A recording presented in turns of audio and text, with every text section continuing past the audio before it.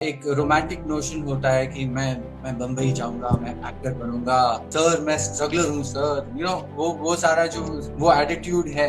ठीक है, तो आप अपना ड्रीम फॉलो कर रहे हो, वेरी गुड, ये आपका ड्रीम है, लेकिन आपकी काबिलियत क्या है?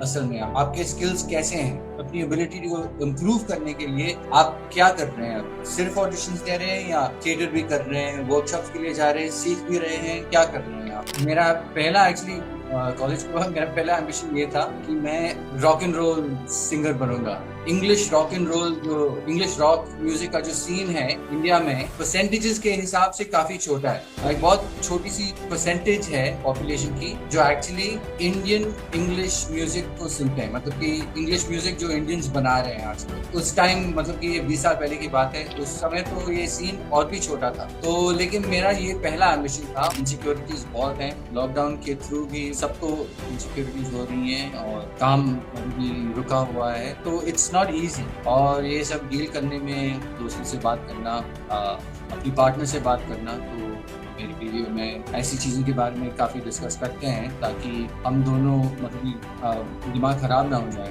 हमारा, और अपने आप को सेन रखते हैं। दोस्तों से भी बातें होती हैं, अपनी एंग्जाइटी शेयर करना, ये बहुत बड़ी बात है। यू आर नॉट अलोन, आप अकेले नहीं हो जिसको एंग्जाइटी या स्ट्रेस हो रहा है। सबको ऐसा ही है, सबका हाल ही बुरा है, तो सिर्फ तुम्हारा हाल बुरा नहीं है।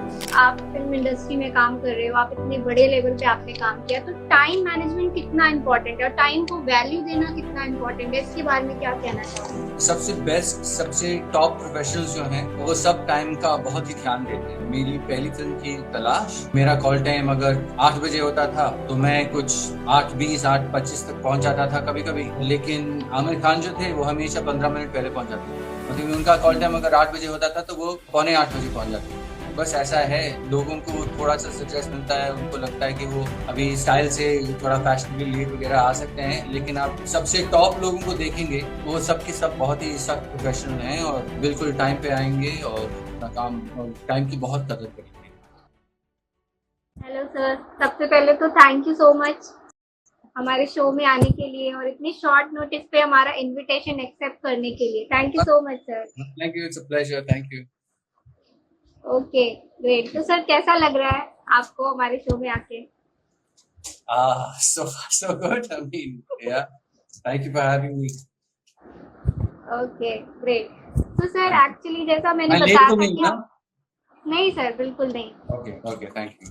तो सर आपकी जर्नी से शुरू करेंगे, मतलब आपकी स्कूलिंग, आप कहाँ से हो बेसिकली, और कैसे आपने एक्टिंग इंडस्ट्री में, कैसे आप एक्टिंग करियर में आए? क्या यही आपका मेन ड्रीम था या फिर आप लाइक किसी और इंडस्ट्री में थे फिर आप स्विच करके यहाँ पे आए? तो पूरी जर्नी आपकी जानना चाहेंगे, कैसे शुरू हुआ ये अच्छा, सब? सो ये आपका एक फर्स्ट क्वेश्चन है, सिर्फ एक क्वेश्चन? जी, हाँ। फर्स्ट क्वेश्चन नहीं, अभी और भी क्वेश्चन है। लेकिन इस आंसर में तो पूरी, मतलब कि मेरा सारा सर एक चीज बायोग्राफी। और कहना चाहूंगी सर, हाँ आपका जो शो था रजनीकांत वाला जो शो था, मुझे पूरा नाम भी नहीं याद है उसका, जो जिसमें रोबोट थी वो एक रजनी जो थी, शान और रजनी, उसमें आपका रोल था मैथ्यू का। जी। तो सर वो सीरियल में देखती थी और थैंक यू सो मच, आज आपसे बात करने का मौका मिल रहा है। मैंने कभी नहीं सोचा था कि आपके सामने कभी मुझे बैठने का मौका मिलेगा और आपसे बात करने का मौका मिलेगा। So it's like happiness for me and I'm so glad to thank you, having you here. Thank you. Yeah, Yeah, sir. it was such a pleasure playing Matthew in that show.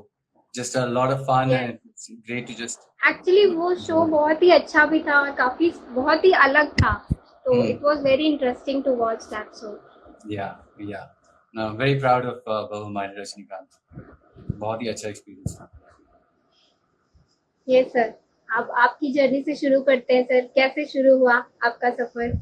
um, पहली बात तो ये है कि मैं एक theatre family से आता हूँ, तो ये जो मेरा आर्ट्स या फिल्म करियर में जो जर्नी रही है वो फैमिली के लेवल से ही शुरू होती है, जो कि काफी लोगों से थोड़ी अलग है, क्योंकि लॉट ऑफ पीपल बस आ जाते हैं with with no family background, लेकिन मेरी लाइफ में फैमिली बैकग्राउंड है, क्योंकि मेरे पेरेंट्स जो है वो दिल्ली में थिएटर करते थे 60s में, 1960s में। और फिर 1960 और 70s में। फिर वो चेन्नई शिफ्ट हुए, जब हम चेन्नई को मद्रास बुलाते थे। तो मैं मद्रास में पैदा हुआ था। सो बेसिकली जब मैं लोगों को कहता हूँ कि मैं Punjabi born and brought up in Chennai, लोगों को बहुत हंसी आती है, लेकिन ये तो मेरी सच्चाई है कि ऐसा है। और तो फिर बचपन से ही थिएटर में हम सब बच्चे इन्वॉल्व थे। मैं 3 बच्चों में से सबसे छोटा हूँ। मेरे एक बड़े भाई हैं और मेरी बड़ी बहन है। और पहले जो मेरा एम्बिशन था, मेरी माँ जो है वो पहले थिएटर में काम करती थी। फिर चेन्नई में जो भी डबिंग का काम होता था, तो वो डबिंग का काम बहुत करती थी। और तो फिर हम बच्चे भी उनके साथ जाते थे डबिंग थिएटर में। फिर उन्होंने राइटर डायरेक्टर का काम भी किया टेलीविजन में और फिल्म में भी। तो उनके साथ जो है मतलब कि उन्हें हमें दिखाया कि ये सब पॉसिबल है। तो मेरी फैमिली में जब मैंने कुछ कहा कि मैं ये कुछ करना चाहता हूँ, मैं राइटर डायरेक्टर बनना चाहता हूँ या एक्टर बनना चाहता हूँ, तो उतनी ज्यादा ऑपोजिशन नहीं थी जैसे कि कन्वेंशनल फैमिलीज में होगी, क्योंकि मेरी मॉम ऑलरेडी ये सारी एक्टिविटीज कर रही थी करियर के लेवल पे। और मेरा पहला एम्बिशन यही था कि मैं फिल्म मेकर बनूंगा। तो एक्चुअली कॉलेज में मेरी जो एकेडमिक क्वालिफिकेशन है वो है as a film maker, film and video study. लेकिन बस बचपन से थिएटर करते रहे हैं। और तो वो भी मतलब ये एक्टिंग भी बहुत ही बहुत बड़ी पार्ट है मेरी अपब्रिंगिंग की। और बस कुछ मतलब मेरे ख्याल से अब 16 साल हो गए मैं चेन्नई से बॉम्बे शिफ्ट हुआ। और बॉम्बे में बहुत बहुत चीज़ें की हैं मैंने। पहले 3-4 महीने ऑडिशन किए, एक भी ऑडिशन नहीं लगा, सक्सेसफुल नहीं हुआ। तो मैंने कहा बहुत हो गया, मैं सिर्फ ऑडिशन नहीं कर सकता। मैंने असिस्टेंट डायरेक्टर काम शुरू किया। फिर वो करते करते मैंने थिएटर भी शुरू किया। थिएटर करते करते मेरे जो दोस्त बने थिएटर सर्किट में, उनके साथ मैंने म्यूजिक कंपोजिंग शुरू किया। फिर कुछ 3 साल के लिए मैं फुल टाइम म्यूजिक कंपोजर था। फिर तलाश के लिए जब मैंने ऑडिशन किया और तलाश रोल मुझे फाइनली जो मिला, उसके बाद एक्टिंग करियर थोड़ा बहुत शुरू हुआ। और ये 2012 की बात है, ये 9 साल पहले की बात है। और तब से आज तक यू नो थोड़ी थोड़ी बहुत कंसिस्टेंसी के साथ काम करता रहा हूँ एज एन एक्टर। तो हाँ, ये है मेरी जर्नी। Okay, great sir. तो मतलब आप पहले से ही फिल्मी बैकग्राउंड से थे, तो सब कुछ आप पहले से ही देखते होंगे, घर पे सब कुछ होता हाँ, होगा।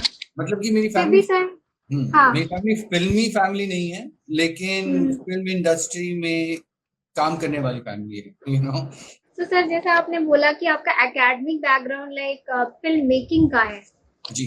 तो सर आप कैसे एक्टिंग में कैसे आ गए? मतलब आपने क्या सोचा, मतलब आपने एक्ट डायरेक्शन किया, उसके बाद फिर आपने एक्टिंग भी करी, तो जी। सर ये कैसे? मतलब डायरेक्शन ही बहुत ही, मतलब कि क्या बोल सकते हैं कि बहुत ही, डायरेक्टर जो होता है एक हर चीज को डिसाइड करता है, हर चीज को। तो सर आपने एक्टिंग और डायरेक्शन दोनों चीजें कैसे मतलब की, और कैसे उसको किया?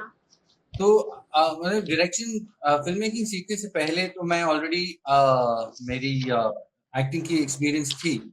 हम्म। और एक्चुअली कॉलेज के बाद मैं म्यूजिक में कुछ करना चाहता था। मैं काफी सालों से अपने खुद के गाने लिखता हूँ इंग्लिश में। और ओके। मेरा पहला एक्चुअली कॉलेज के बाद मेरा पहला एम्बिशन ये था कि मैं रॉक एंड रोल सिंगर बनूंगा। और मतलब कि ओके। और आपको तो पता ही होगा कि इंग्लिश रॉक म्यूजिक का जो सीन है इंडिया में, वो परसेंटेजेस के हिसाब से काफी छोटा है। एक बहुत छोटी सी परसेंटेज है पॉपुलेशन की जो एक्चुअली इंडियन इंग्लिश म्यूजिक को सुनते हैं, मतलब कि इंग्लिश म्यूजिक जो इंडियंस बना रहे हैं आजकल। तो हम्म। ये उस टाइम मतलब कि ये 20 साल पहले की बात है, उस समय तो ये सीन और भी छोटा था।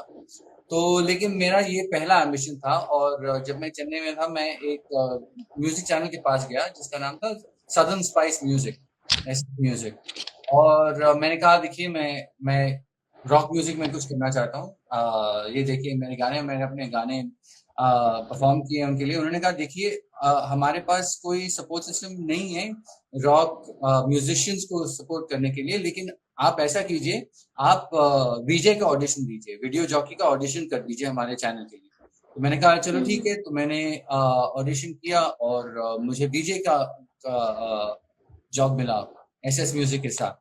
और फिर मैं कैमरा के सामने आ गया, और सामने आने के बाद जो भी अ, अ, बन रही थी इंग्लिश, इंडियन इंग्लिश करने की मुश्किल, मैं एक डीजे उसमें काम कर रहा था, वैसे उसमें भी एज एन एक्टर। और फिर तब तब तक मुझे दो तीन, हाँ, sir excuse me sir, background में थोड़ी नॉइज आ रही है सर, तो आवाज़ थोड़ी सी ऑडिबल नहीं आ रही है सर। हाँ, हाँ, लेकिन ठीक है अब। हाँ सर, थोड़ी ठीक है अभी।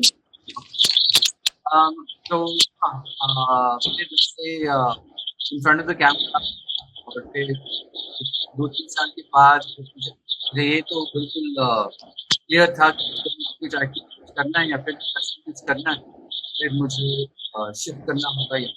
तो मैंने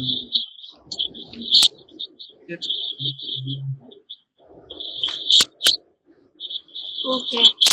तो सर जैसे कि आपने जब शुरू किया था, इवन मतलब आप बहुत ही फैमिलियर थे मतलब इंडस्ट्री से, और कैसे करना होता है मे भी शायद वो सब भी आपको पता होगा, लेकिन फिर भी मतलब प्रॉब्लम्स तो आपको भी फेस करनी होगी, तो पड़ी होगी, लाइक मे बी लाइक कभी कुछ मतलब डिफरेंट टाइप की प्रॉब्लम्स, और लाइक एक पल पे शायद आपको भी ऐसा लगा होगा कि मतलब सेटबैक्स आते हैं हमारी लाइफ में, बहुत सारी चीजें जब हम अपने करियर में करते हैं तो कभी कभी हमें ऐसा लगता है कि नहीं बस छोड़ो, नहीं करना चाहिए। लेकिन वो कौन सी चीज थी जिसको मतलब आपने कहा कि नहीं फिर से करते हैं, या फिर से नहीं मुझे यही करना है और मैं ऐसे भाग नहीं सकता, या फिर ऐसे जैसे कि मैं भी हूँ एंटरप्रेन्योर हूँ और मैं बिजनेस करती हूँ अपना, लेकिन कई बार मुझे भी लाइक नेगेटिव फीलिंग्स आ जाती कभी कभी, जैसे अभी लॉकडाउन में बंद है सब कुछ, तो लाइक लगता है कि चलो छोड़ो क्या करना है, छोड़ दो, हटा दो, नहीं करते हैं, बंद कर देते हैं सब कुछ। लेकिन फिर एक बार मतलब फिर से ऐसा लगता है कि नहीं, अगर खत्म ही करना था तब तो शुरू ही क्यों किया था, कुछ तो सोल्यूशन होगा इसका, ऐसा नहीं हो सकता। तो मतलब ऐसा हर किसी के लाइफ में आता है एक टर्निंग पॉइंट, जहाँ से वो फिर से शुरू करते हैं। तो क्या कभी आपके साथ भी ऐसा हुआ कि कुछ प्रॉब्लम्स आई, उसके बाद आपने लगा कि नहीं मुझे ये नहीं करना है, मैं कुछ और करूंगा, और फिर अचानक से आपको लगा कि नहीं, मैंने फिर अगर मुझे नहीं करना था तो मैंने शुरू ही क्यों किया, मैं ऐसा नहीं कर सकता, मुझे करना ही होगा ऐसा। हाँ, तो पूजा, it's a good question. Basically, I think you know any sort of anybody who wants to do uh, like be an artist, be an actor, be a filmmaker or something like that, creative field में कोई काम करना चाहता है, या फिर जैसे आप entrepreneur हैं, तो आप कुछ आप थोड़ा सा रिस्क ले रही हैं, आप फ्रीलांसर की हैसियत से काम करना चाहती हैं, तो जब ऐसा होता है then I mean it's clear कि बहुत से इनसिक्योरिटीज होने वाली हैं और आप वल्नरेबल होने ही वाले हैं, तो ये मेरे साथ बहुत ही हुआ है। मतलब कि जब मैं बम्बई में आया, आजकल मैं लोगों से मिलता हूँ, वो कहते हैं कि हाँ 1.5-2 साल से मैं ऑडिशन कर रहा हूँ, अब तो कुछ हुआ नहीं है, लेकिन हो जाएगा, मुझे भरोसा है, मैं लगा हूँ, मैं स्ट्रगलर हूँ, वगैरह वगैरह। मैंने तो 3-4 महीने बाद मैंने कहा मुझसे नहीं होता ऑडिशन करना और फिर ये सब करना, मैं नहीं करने वाला, मैं कुछ और करने वाला हूँ। तो एक्चुअली अगर आप एक तरफ से मैंने बहुत जल्दी गिव अप किया, दूसरी तरफ से देखेंगे तो मैंने ये कहा अपने आप से कि देखो मैं ये कर नहीं सकता आ, आ, इतनी देर के लिए, बस ऐसा लग नहीं सकता विदाउट एनी इनकम, और मुझे इनकम के लिए कुछ उस हिसाब से देखेंगे तो चीज थी मेरे जो मेरी लाइफ में मतलब कि मेरे कुछ 3 बेसिक स्किल सेट्स हैं। एक है एक्टिंग, एक है म्यूजिक और एक है राइटिंग डायरेक्टिंग। और तो जब मैंने एक्टिंग के लिए 3-4 महीने ऑडिशन वगैरह किए और कुछ नहीं हुआ, मैंने कहा कोई बात नहीं, मैं अभी असिस्टेंट डायरेक्टर का काम करूंगा। और फिर अगले 2 साल के में मैं एडी का काम कर रहा था। और वो करते करते क्रिएटिव सेटिस्फैक्शन के लिए मैंने थिएटर शुरू किया। थिएटर में से म्यूजिक करियर निकल आया। तो तो एक चीज है कि लोग कहते हैं कि आप गिव अप मत करो, आप लगे रहो, जो भी आप कर रहे हो डेडिकेशन के साथ, फोकस के साथ, ये तो बहुत अच्छी बात है। लेकिन एक बात भी ये मेरे ख्याल से याद रखनी चाहिए कि अगर आप एक दरवाजा बंद करते हो तो एक और दरवाजा खुल जाता है। और मेरी लाइफ में मुझे लगा कि ये ये सच प्रूव हुआ है। मैंने कहा नहीं, मैं वेट नहीं कर सकता। मुझे कुछ करना है अपनी लाइफ में, प्रोडक्टिव होना है। और प्रोडक्टिव क्या, मुझे कुछ इनकम अर्न करना है, मुझे पैसे कमाने हैं, एज सिंपल एज दैट। तो मैंने कहा कोई बात नहीं, मैं अपना ट्रैक चेंज करूंगा। मैं एक्चुअली अपना ट्रैक हमेशा चेंज करता ही रहता हूँ। अभी थोड़ा सा अभी थोड़े टाइम के बाद है, मतलब कि ये कंसिडरेशंस हैं कि अगर मैं एक एक्टर की हैसियत से ये काम कर रहा हूँ, तो ऐसा भी नहीं है कि मैं छोटे मोटे काम म्यूजिक में करूँ। म्यूजिक में कुछ करना है तो वो भी सीरियस होना पड़ेगा। जो क्रिएटिव लेवल है मेरी एक्टिंग करियर की, उसके लगभग आसपास वो क्रिएटिव लेवल म्यूजिक में भी वही होनी चाहिए, या राइटिंग डायरेक्टिंग में भी वही होनी चाहिए। स्टैचर नहीं, लेकिन क्रिएटिव सेटिस्फैक्शन। तो ये कंसिडरेशंस आ जाती हैं जब आप जरा थोड़े से एक्सपीरियंस्ड हो जाते हो अपनी फील्ड में, प्रोफेशन की हैसियत से। तो ये है। लेकिन बिल्कुल जैसे आप कह रहे थे कि इनसिक्योरिटीज बहुत हैं। लॉकडाउन के थ्रू भी मतलब कि सबको इनसिक्योरिटीज हो रही हैं, और काम अभी भी रुका हुआ है। तो it's not easy, it's not easy.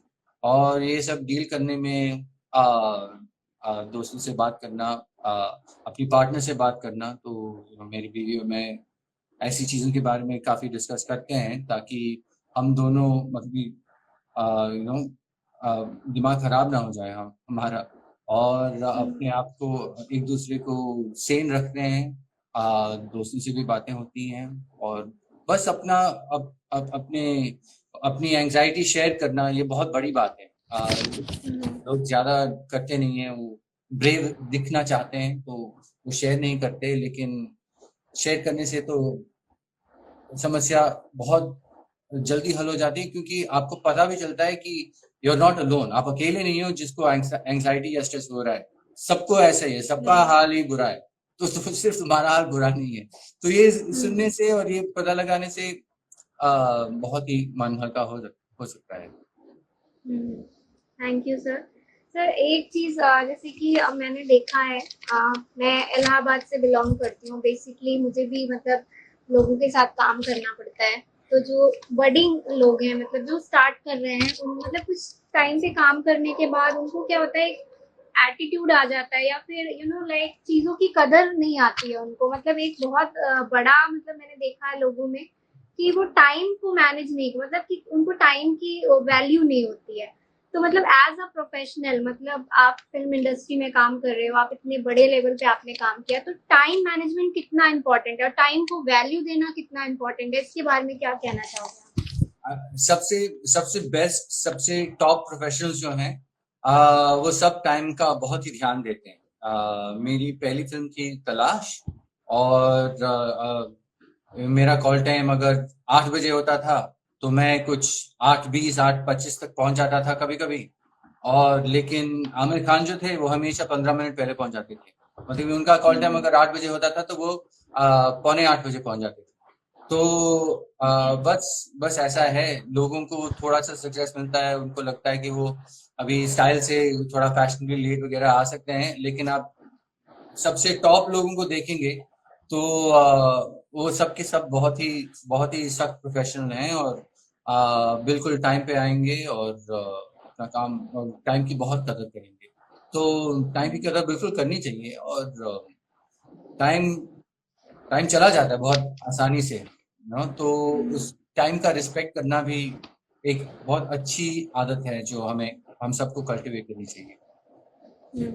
Great. तो सर जैसे कि हमारे जो यूथ्स हैं, जो हमारे यंग लोग हैं, जो इस इंडस्ट्री में आना चाहते हैं, उनके लिए क्या एडवाइस करेंगे आप?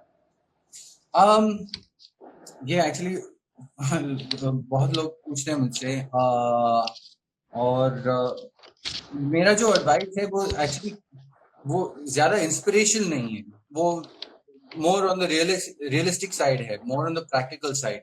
क्योंकि मैंने बहुत लोगों को देखा है कि जो एक रोमांटिक नोशन होता है कि मैं बम्बई जाऊंगा, मैं एक्टर बनूंगा, मैं स्ट्रगलर हूँ सर, वो सारा जो वो एटीट्यूड है, ठीक है, तो आप अपना ड्रीम फॉलो कर रहे हो, वेरी गुड, लेकिन ये आपका ड्रीम है, लेकिन आपकी काबिलियत क्या है असल में, आपके स्किल्स कैसे हैं, और आप अपनी एबिलिटी को इम्प्रूव करने के लिए आप क्या कर रहे हैं, अभी सिर्फ ऑडिशंस दे रहे हैं या थिएटर भी कर रहे हैं, वर्कशॉप्स के लिए जा रहे हैं, सीख भी रहे हैं, क्या कर रहे हैं आप? तो काफी कंफ्यूजन है। बहुत से लोग ग्लैमर के लिए आ जाते हैं और वो एक बिल्कुल अलग अलग लाइन है। मैं तो कहूंगा कि अगर और कुछ लोग हैं जो जानते हैं कि वो ग्लैमर के लिए आए हैं, तो वो मतलब कि अपना जो पर्सोना है वो ग्लैमर के पॉइंट ऑफ व्यू से डेवलप करेंगे, तो यू नो मेन जो हैं वो मतलब कि इनक्रेडिबल बॉडी बिल्डिंग करेंगे, उनके गोले शोले बिल्कुल मतलब कि परफेक्ट होंगे।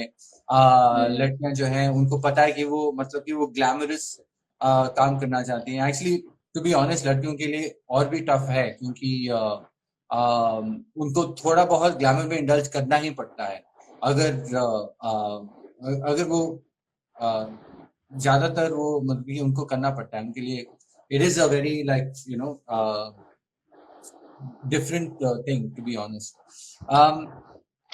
एंड लेकिन मेरी एक्सपीरियंस में जिन एक्टर्स को मैं जानता हूँ जो मेरी राय में अच्छे एक्टर्स हैं, वो एक्चुअली वो कहानी पे फोकस करते हैं, कैरेक्टर पे फोकस करते हैं, इंसानियत पे फोकस करते हैं, जो हमारी म्यूचुअल ह्यूमैनिटी है, वो क्या है, और उस कैरेक्टर को समझना और उस कैरेक्टर को एक्सप्रेस करना, या तो स्टेज पे या फिर कैमरा के सामने। ये लोग जो हैं वो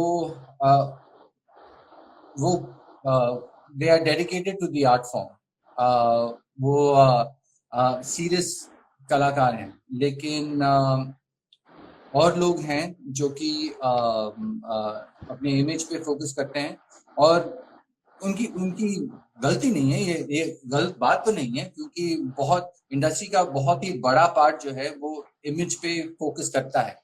तो किसी I mean nobody is wrong here, किसी कोई गलत बात नहीं कर रहा, लेकिन अलग चीजें हैं। तो मैं अभी देखता हूँ कि बहुत से लोग जो अपने अपीयरेंस और अपने ग्लैमर पे या अपने इंस्टाग्राम रील्स पे वगैरह फोकस कर रहे हैं। मैं तो कहूंगा कि मैं ये देखना चाहता हूँ कि आजकल के आर्टिस्ट जो हैं, या तो वो एक्टर्स हों या फिर राइटर्स हों, डायरेक्टर्स हों, जो भी हों, पेंटर्स हों, जो भी हों, उनका जो लाइफ एक्सपीरियंस है वो क्या किस चीजों में इंटरेस्टेड हैं। मतलब कि जिंदगी बहुत ही बड़ी चीज है, दुनिया बहुत ही बड़ी चीज। अगर कुछ लोगों को लगता है कि वो उनको पॉलिटिक्स में इंटरेस्ट नहीं लेना चाहिए, पॉलिटिक्स में अपने आप को एक्सप्रेस नहीं करना चाहिए, लेकिन समाज के बारे में सीखना भी बहुत ही जरूरी चीज है, क्योंकि उससे हमारी इंसानियत की समझ और बढ़ती है, और जब हम इंसानियत को और गहराई से समझ सकते हैं तो फिर हम बेहतर कलाकार हो सकते हैं। तो मेरी राय में ये एक चीज है जो कि मिस आउट हो रही है बहुत बहुत से आर्टिस्ट के साथ। तो मैं अभी hmm as a singer songwriter भी मैं दूसरे सिंगर सॉन्ग राइटर्स को देखता हूँ, और उनके जो सब उनका जो सब्जेक्ट मैटर है वो ज्यादातर लव सॉन्ग्स है। और हम्म लव सॉन्ग्स में भी वो मतलब कि तुम मुझे छोड़ के चले गई वाले गुड लव सॉन्ग्स, तो हम्म वो सब्जेक्ट मैटर की डाइवर्सिटी मेरी मेरी राय में कम है। और इन जनरल हमारा समाज जो है और हमारे कलाकार जो हैं इन जनरल वो ये देखते नहीं है कि एक्चुअली उनको सब चीजों में इंटरेस्ट लेनी चाहिए, सब चीजों में, मतलब कि पॉलिटिक्स में, कुकिंग में, आर्ट में, जो भी हो सब चीज में इंटरेस्ट लेनी चाहिए, साइंस में, ये बहुत ही जरूरी चीज है। तो हम्म ये मेरी एडवाइस होगी लोगों को, न्यू न्यू लोगों को। Great sir. सर एक और सवाल सर।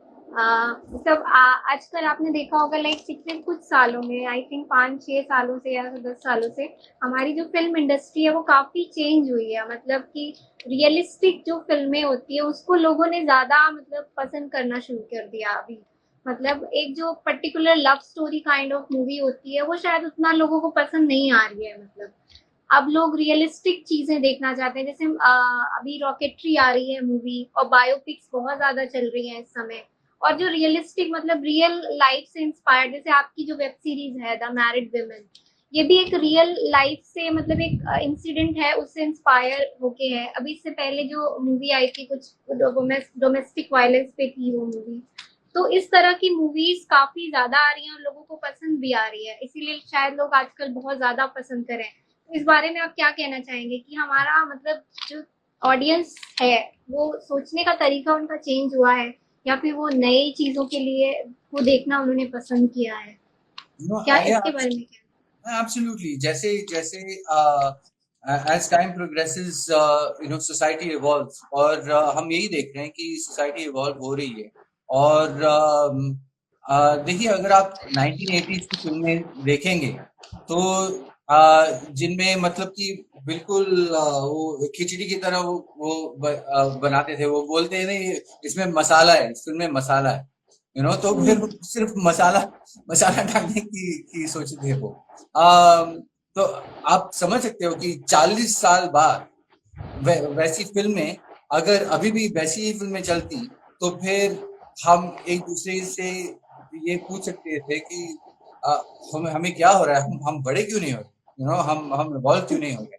तो ये एवोल्यूशन जो है ये अ, जैसे चल रहा है, अम, मेरी राय में काफी नॉर्मल है, काफी अच्छा है। और मैं ये नहीं कहूंगा कि एवोल्यूशन बहुत जल्दी हो रहा है, मैं कहूंगा कि सही रेट पे हो रहा है या थोड़ा धीरे भी हो रहा है, क्योंकि हम बहुत से बहुत से सवाल हैं, बहुत बहुत सी डिकंस्ट्रक्शन है जो हम करते नहीं, हम बहुत सी चीजें अज्यूम कर लेते हैं।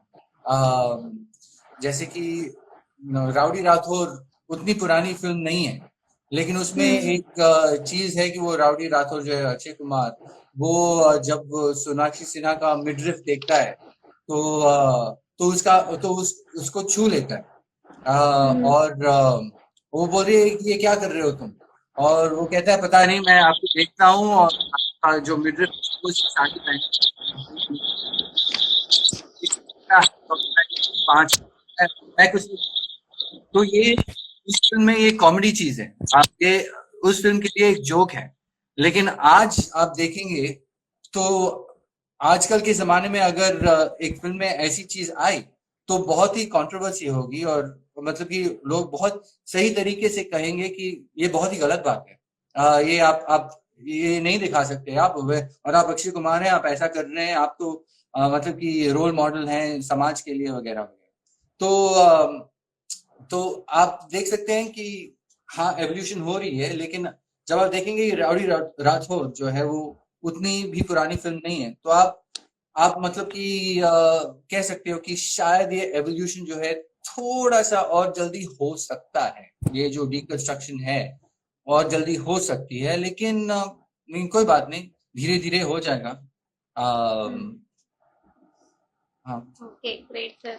एक व्यूअर का क्वेश्चन है सर, वो ले लेती हूँ मैं। जी वो बिल्कुल। पूरा नाम तो नहीं लिखा, IMSD लिखा हुआ है।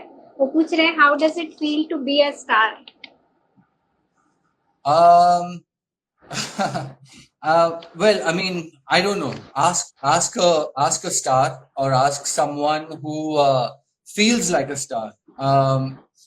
मुझे बस ये पता है कि मैं इंडस्ट्री में काम करता हूँ, और जब भी मैं एक जॉब करता हूँ तो मेरा होप यही रहता है कि उस वो जॉब लोगों को पसंद आए, और उसके बेसिस पे मुझे और काम मिले, और मैं इंटरेस्टेड हूँ काम करने में, और एक एक जेन्युइन जिंदगी जीने में। ये मेरा इंटरेस्ट है, और तो मैं स्टार होने की मैं उन टर्म्स में सोचता नहीं हूँ।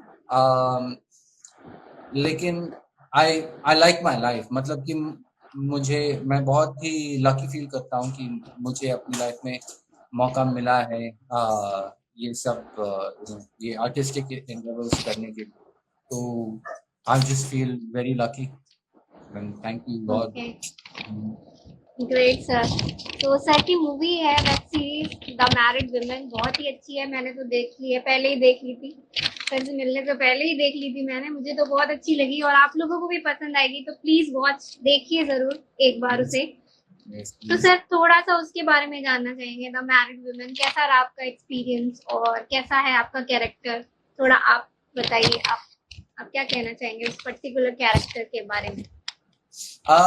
तो जैसे लोगों को थोड़ा बहुत पता है मैरिड वुमन के बारे में, के सब्जेक्ट के बारे में, काफी प्रोग्रेसिव सब्जेक्ट है। जो मेन मेन प्रोटैगनिस्ट है शो की, जिसका नाम है शो में आस्था कपूर, रिद्धि डोगरा आस्था कपूर का कैरेक्टर प्ले करती हैं। वो एक रेगुलर मैरिड वुमन है, जिनके हस्बैंड हेमंत कपूर का कैरेक्टर मैं प्ले करता हूँ। और शादी के काफी साल बाद उनको ये महसूस होने लगता है कि कुछ मिसिंग है उनकी लाइफ में। उन्होंने बहुत ही जल्दी जो टिपिकल मैरिड हाउसवाइफ वाला रोल है उसको एक्सेप्ट कर लिया है, अपनी रियलिटी उसको अपनी रियलिटी को बोल दिया कि ये मेरी रियलिटी है।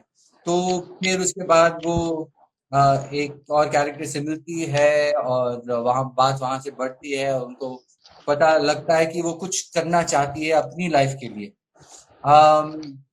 तो बहुत ही स्वीट, उस हिसाब से बहुत ही ब्यूटीफुल कहानी है, बहुत ही इम्पोर्टेंट कहानी है। बहुत से शादीशुदा औरतें जो हैं जिन्होंने ये वेब सीरीज देखी है, वो आस्था कपूर के कैरेक्टर से बहुत आइडेंटिफाई करते हैं। और मेरा जो रोल था वो था हस्बैंड का, और जो हस्बैंड है वो टिपिकल आदमी है, लेकिन इसका मतलब नहीं कि टिपिकल आदमी औरतों का दुश्मन है या बुरा इंसान है, ऐसा कुछ नहीं। वो टिपिकल है, मतलब कि उसे क्या पता कि वो क्या कर रहा है जो ठीक है, और क्या कर रहा है जो गलत है। वो जो उसकी जो अपब्रिंगिंग है, उसकी जो कंडीशनिंग है समाज के हिसाब से, वही कर रहा है, उसी में लगा है। वो बस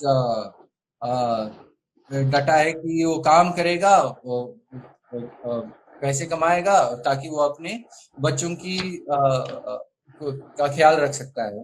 उसके प्रायोरिटीज बड़े सिंपल हैं, बहुत ही simple, basic, typical middle class Indian man के जो प्रायोरिटीज हैं वही हैं। तो मेरे लिए एक्सपीरियंस बहुत ही बढ़िया रहा है। मुझे ये कैरेक्टर बहुत ही अच्छा लगा, क्योंकि almost every man in India is like Hemant Kapoor.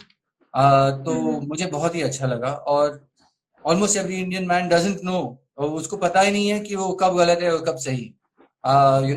उसको पता नहीं है कि वो अपनी कंडीशनिंग की वजह से बहुत ही गलतियां करता है लाइफ में। वो बहुत ही अनफेयर हो सकता है अपनी अपनी बीवी के साथ। उसको पता नहीं होता।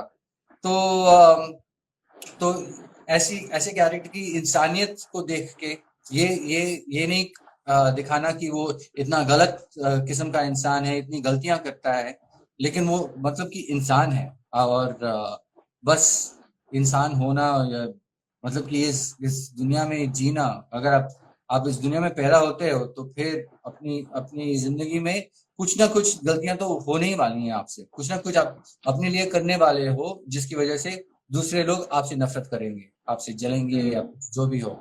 ये तो होने वाला है, ये तो जिंदगी का नाम है। तो मुझे तो ये कहानी बहुत ही अच्छी लगी, ये प्रोजेक्ट बहुत ही अच्छा लगा मेरे लिए, प्रोजेक्ट बहुत ही अच्छा था क्योंकि अच्छा, बहुत अच्छा मीटी रोल था मेरे लिए। और मैं बहुत ही खुश हूँ और बहुत ही प्राउड हूँ मैरी कॉम के साथ। Okay great, thank you sir. Thank sir you. आपने बोला कि आप सिंगिंग भी करते हो, तो डेफिनेटली आपसे गाना सुनना चाहेंगे हम। तो सर 2 मिनट के लिए लाइक कुछ लाइन सुना दीजिए हमारे ऑडियंस को। एक्सपेक्ट नहीं कर। ओके। सर मैं आपका एक गाना देखा है मैंने सर। अच्छा। जी।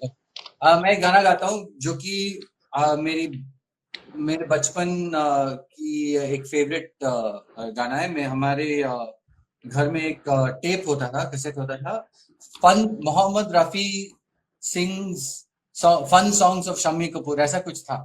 ओके, तो फिर ओके। मैं कुछ 5-6 साल का था और तब से मैं ये गाना जानता हूँ। तो उसके 2 लाइन मैं गाता हूँ। याहू याहू, चाहे कोई मुझे जंगली कहे, कहने को जी कहता रहे, हम प्यार के तूफानों में खिले हैं, हम क्या करें, चाहे कोई मुझे जंगली कहे। बस। Nice sir. तो सर अब हम आ गए हैं हमारे शो के सबसे इंटरेस्टिंग पार्ट की तरफ, और ओह। वो है रैपिड फायर राउंड। ओ ओ, ओके, ठीक है। तो सर मैं आपसे क्वेश्चन पूछूंगी, आपको बिल्कुल सोचना नहीं है, जो भी आपके दिमाग में है, आपको तुरंत बोलना है, ठीक है? ओके। तो सर रेडी हैं आप? हाँ, श्योर। ओके। तो फर्स्ट क्वेश्चन, जब आप सैड होते हैं तो क्या करते हैं?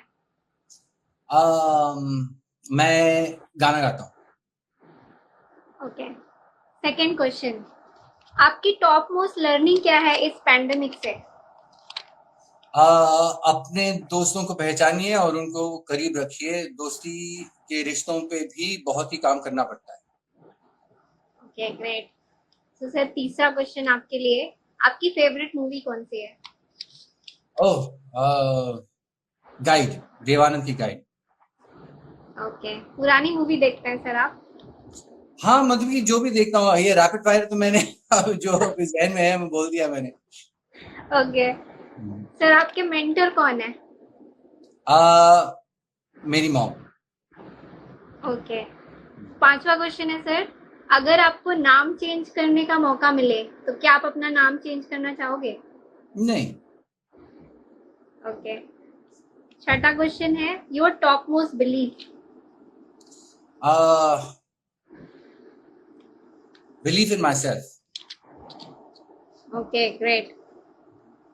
तो सर सातवां क्वेश्चन है, थोड़ा टफ है, आपकी लाइफ का सक्सेस मंत्र क्या है? सक्सेस मंत्र। आपके सीक्रेट्स?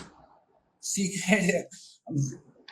अगर थोड़ा सा भी टाइम मिले हर दिन तो फिर उस टाइम को इस्तेमाल करो, क्योंकि टाइम मिलता नहीं है। वो एक तेजाब की लाइन है ना, वक्त होता नहीं है, निकालना पड़ता है, जो अनिल कपूर बोलता है तेजाब में। तो वैसी चीज है। तो थोड़ा थोड़ा सा भी टाइम मिले तो उसमें कुछ करो, कुछ कंस्ट्रक्टिव करो। तो मैं ऐसे बहुत से दिन हैं लॉकडाउन के थ्रू जब मुझे काम करने के लिए 1 घंटा मिलते हैं या 2 घंटे मिलते हैं, लेकिन मैं उसको यूटिलाइज करने की कोशिश हमेशा करता रहता हूँ। Okay great. तो सर लास्ट क्वेश्चन है, एक वो चीज जो आप कभी नहीं करना चाहोगे? अम, किसी के साथ बुरा व्यवहार, मतलब कि अपने ग्रीड के लिए या सेल्फिश रीजंस के लिए किसी और को सैबोटाज करना, किसी के बारे में बिना किसी वजह से के लिए बुरा बोलना, ऐसी चीजें मैं अवॉइड करना चाहूंगा। Okay great. तो thank you so much sir, ये हमारा सेशन था, बहुत ही अच्छा लगा आपसे बात करके, बहुत ही मज़ा आया। आई होप कि हमारे पास और टाइम होता तो हम और करते। सो डेफिनेटली आपसे फिर से बात करेंगे और इस बार बात करेंगे कि आपकी फिल्मों से, आपके काम से related. Thank you sure. So much sir, आपका टाइम देने के लिए और हमारे शो में आने के लिए बहुत बहुत धन्यवाद sir. Thank you so much sir. Absolute pleasure. I also want to say thank you to everybody who joined our chat. I saw a lot of comments through our conversation. हम respond नहीं कर सकते थे, लेकिन मैं देख रहा हूँ कि कौन कौन लोग आए हैं इस conversation में, तो उन सबको मैं thank you बोलना चाहता हूँ। Thank you so much everyone for joining पूजा's टॉक शो। तो सुहास सर के साथ ये था हमारा आज का शो, और नेक्स्ट संडे फिर से मिलते हैं एक नए गेस्ट के साथ। Thank you so much sir, have a good day, bye bye Thank you. Everyone. Bye bye. Good night.